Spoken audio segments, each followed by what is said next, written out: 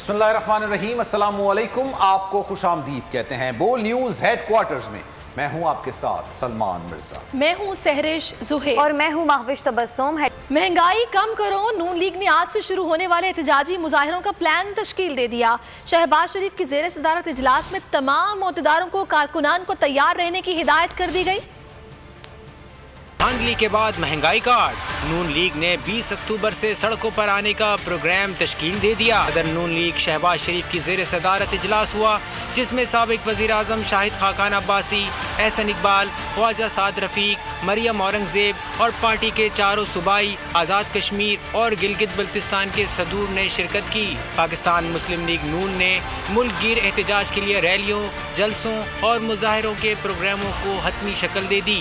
सूबों और अजला में पार्टी ओहदेदारों को एहतजाज की कॉल दी गई। एलामिये के मुताबिक नून लीग पहला एहतजाजी मुजाहिरा रावलपिंडी में करेगी। मुजाहिरों के लिए मुख्तलिफ कमेटियां तश्कील दे दी गई हैं। अपोजिशन जिम्मेदारी का सबूत दे, 20 से 22 माह इलेक्शन में बाकी हैं। वजीर दाखिला शेख रशीद अपोजिशन को वार्निंग देते हुए कहा कि हुकूमत 5 साल पूरे करेगी, कोई गलत फहमी में ना रहे। अपोजिशन ने कोई गलती की तो उनके लिए मसाइल पैदा होंगे। अपोजिशन जान ले कि ये शोर शराबे का वक्त नहीं है, खित्ता अहम तरीन दौर से गुजर रहा है। अपोजिशन अफवाहों के सहारे तहरीक चलाना चाहती है। एहतजाज कानून के दायरे में रहकर करें, हमें कबूल होगा। इमरान खान ने ये इशरा जिस शान शौकत से मिला है, अल्लाह ताला इसकी बरकत दे और हमारे मसाइल आसान करे। शोर शराबे का वक्त नहीं है, अहम सियासत से ये खित्ता गुजर रहा है। वो अपनी जिम्मेदारी का सबूत दें। 20-22 महीने को रह गए हैं, असल में पूछे तो 15 महीने रह गए हैं। आखिरी 6 महीने कौन कंपेन के होते हैं? अगर उन्होंने सियासी तौर पर कमज़ोरी का मुजाहरा किया और मसाइल पैदा किए तो ये मसले उनके लिए पैदा होंगे। हुकूमत ने 3.25 साल करनी है। अफवाहों के सहारे ये तहरीक चलाना चाहते हैं। अफवाहें दम तोड़ जाएंगी इंशाअल्लाह 10-15 दिनों बाद और इनको शर्मिंदगी होगी। और शुरू करें, हम आइन और कानून के दायरे में जो प्रोटेस्ट करेंगे वो काबिल कबूल है। कभी कतरी खत और कभी कैलबरी फोन, पारामा केस में नित नए झूठ बोले गए, हल्फ उठाकर गलत बयानी की गई। वजीर आज़म इमरान खान रहमतुल लिल आलमीन कॉन्फ्रेंस में सियासी मुखालफीन पर बरस पड़े। बोले असल जमहूरियत हो तो जिस पर इल्ज़ाम लगे वो मीडिया पर भी नहीं आ सकता। लेकिन पाकिस्तान में सब जानते हैं सेनेट इलेक्शन में पैसा चलता है, मगर कुछ नहीं होता। निज़ाम जूं का तूं चल रहा है। इंसाफ और इंसानियत की वजह से कौम मजबूत होती है। मैं पनामा केस में, मेरे साथ और भी मेरे लोग बैठे जो अदालत में थे। अब मैं आपको क्या बताऊं कि किस तरह के वहाँ झूठ बोले गए। कतरी खत आ गया। आपको मैं यकीन दिलाता हूं कि इंग्लैंड के अंदर अगर कतरी खत आ जाता तो उसी वक्त केस रुकना था और उसे जेल में डाल देना था। वो कैलबरी फॉन्ड 2007 में आती है, वो 2006 में कॉन्ट्रैक्ट दिखा देते हैं, अभी वो फॉन्ड आई नहीं होती। उसके ऊपर कोई एक्शन नहीं लिया जाता। ये ओथ के ऊपर झूठ बोला जा रहा है। वहाँ का अदालती निज़ाम और यहाँ का जमीन आसमान का फर्क है। वहां कभी कोई तस्वर भी नहीं कर सकता कि जनाब वोट बिकेगा। सबको पता है सेनेट के अंदर इलेक्शन में पैसा चलता है। वहां कोई तस्वर भी नहीं कर सकता ये। वहां अगर किसी के ऊपर कन्विक्शन हो जाए या चले उसके ऊपर इल्जाम लग जाए कि उसने पब्लिक के पैसे की चोरी की है, वो पार्लियामेंट तो छोड़े, वो किसी मीडिया में अपनी शक्ल नहीं दिखा सकता। जब तक हम अपने मुल्क के अंदर ये कानून की बालादस्ती कायम नहीं करते, जब तक हम ये जंग नहीं जीतते, ना या मुल्क में सही जमहूरियत आने लगी है, ना या मुल्क में खुशहाली आने लगी है। मरियम नवाज कहती हैं पाकिस्तान में महंगाई से तंग वालिदैन बच्चों को जहर पिलाकर खुदकुशियां कर रहे हैं, लेकिन वज़ीर आज़म रियासत मदीना का दर्स देते हैं। शहबाज गिल ने जवाब दिया, मरियम नवाज को हजरत उमर की मिसालें देना ज़ेब नहीं देता। वज़ीर आज़म की अपोजिशन पर तनकीद, मरियम नवाज का जवाब भी आ गया।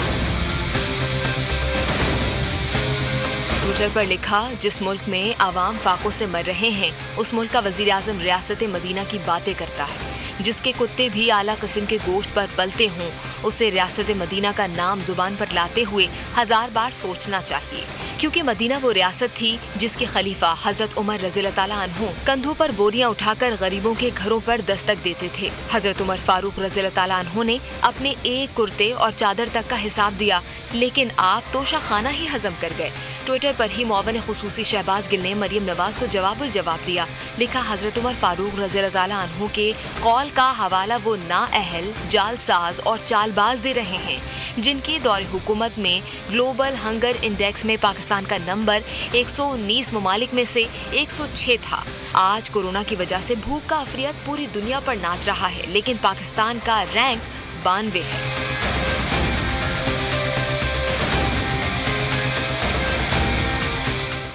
बलूचिस्तान असम्बली में वज़ीर आला के खिलाफ तहरीक अदम एतमाद आज पेश की जाएगी। नाराज अरकान ने अपोजिशन को मिलाकर अपने नंबर शो कर दिए।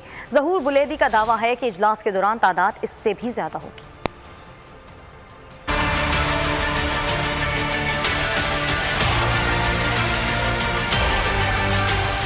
क्या जाम कमाल का दौरा इस्लामाबाद नाकाम हो गया? वजीर आला बलूचिस्तान को हटाने के हामी ग्रुप ने अपनी अक्सरियत वाजे कर दी। अपोजिशन अरकान के साथ इजलास बुलाया, जिसमें 36 अरकान शरीक हुए। तहरीक अदम एतमाद को कामयाब बनाने के लिए 33 वोट दरकार हैं। नाराज ग्रुप के रहनुमा ज़हूर बुलेदी ने कहा, अच्छा है कि वजीर आला इस्तीफा दे दें, वरना उनका जाना तो ठहर चुका है। 36 मेंबर असेंबली यहाँ पे बैठे हुए हैं और 3 मेंबरान जो हैं वो कल आ रहे हैं, तो हम आपके तवस्सुत से उनसे दोबारा गुजारिश करते हैं कि वो मेहरबानी करें, मुस्तफ़ी हो जाएं।